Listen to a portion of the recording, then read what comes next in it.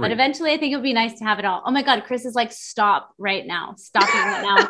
Yeah. I overtalk when I'm nervous. I say too much. Ah!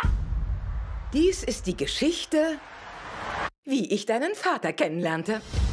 Es war schwer, 2022 das Hier und Jetzt zu genießen. Man konnte immer irgendwo anders oder mit jemand anderem zusammen sein. Basically, everyone knows How I Met Your Mother. Now we get How I Met Your Father. And when you see the first pictures and trailers and episodes, you immediately get the cozy feeling of we're back in New York with a group of friends. So we're back in this universe. So of course, the question pops up, what are the similarities between the two shows and what are some clear differences that the viewer will recognize? We've been talking about this a lot because I think we were all very intimidated to emulate a show that has such a big stature and so much to live up to. And when we realized, okay, this is our own show, our own story. We're not like copying the friend group. We're moving into the, 2022.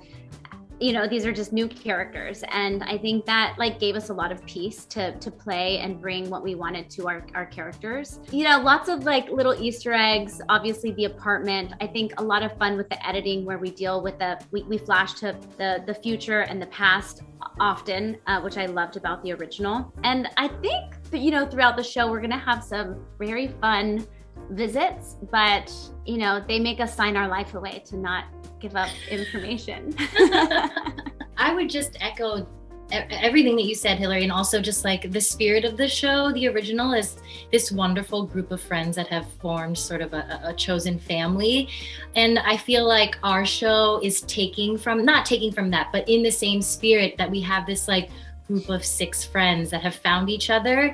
And yes, of course, it's important to find out who they end up with romantically, but I think at core, it's about the almost love between the 6 of them, which I think the first show did so well, and I think we are doing just as well and in a different and exciting way too. Unlike the original, in the pilot episode, Sophie meets the father.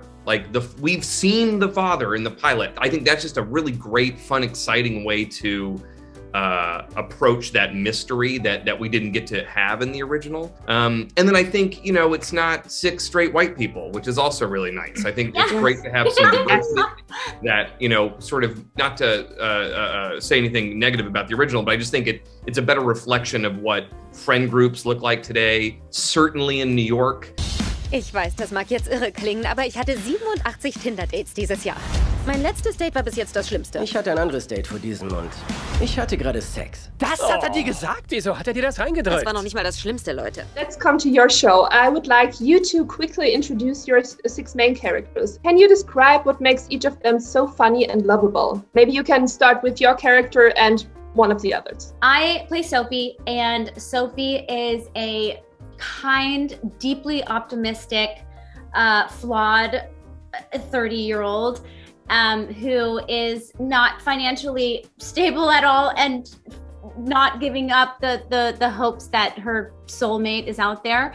And she's a little bit dorky, or maybe a lot dorky, like myself.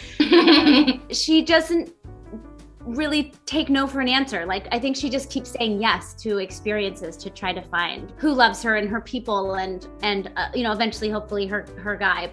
Sid, to me, is one of my favorite characters. Not only is Surge deeply funny, but he is passionate about making his love story work with, where odds are against him. And he takes a lot of risks in his life where he doesn't know if things are going to turn out, but he also, like Sophie, I think is very positive and optimistic. And I love that.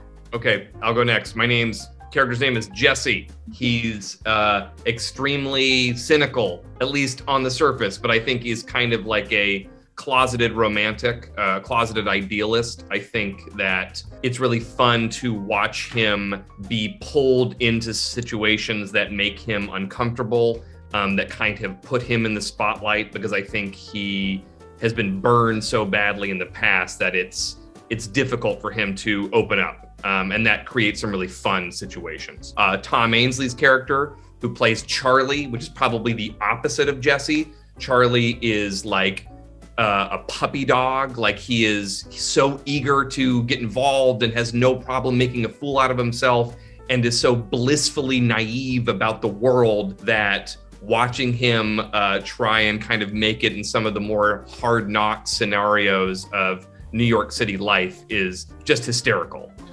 Okay, I play Ellen, and she recently moved from Iowa to New York City. Small town girl trying to make it in the big city. Trying to reconnect with her older brother. She's really fun to play because I think she's a true weirdo.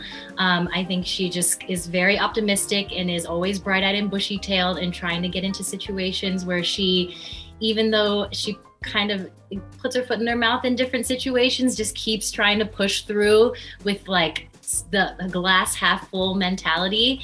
And she also just says whatever comes to her mind, and her friends are kind of like, okay, Ellen.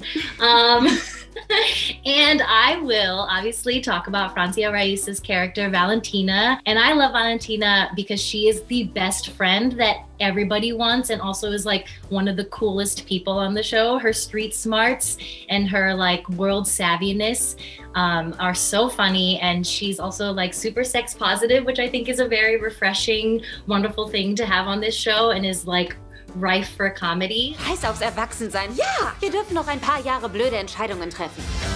Das ist der beste Abend meines Lebens! Wenn du später mal von diesem Date erzählst, versprich mir, den Teil abzuändern. Yeah, I know you can't spoiler, but who out of the old cast would you love to have as a guest star on How I Met Your Father? And would that maybe be something that could be considered? I mean, No comment. Who would your person be? Who would you want to come back? God, it's so hard. I think honestly, I want all of them to come back. That's my answer. I think, you know, hopefully we have many seasons of the show, and we get. I'm sorry, my dog just here, so he's just gonna be here. That's perfect. Like a magnet to me. To be honest with you, I've actually just had really lovely email correspondence with Josh Radnor, and I think because Sophie is, I most connect with him, I would love to have him. But we may or may not have one this season coming for you. So, but eventually I think it would be nice to have it all. Oh my God, Chris is like, stop right now. Stopping right now. I overtalk when I'm nervous. I say too much. Es ist echt schwer, einen Draht herzustellen. Und zwar so, dass es sich leicht anfühlt. Irgendwann muss es ja mal sein. Sprich doch sie an. Und sage was. Ich könnte dir gefallen. Also soll ich sie anlügen? Oh.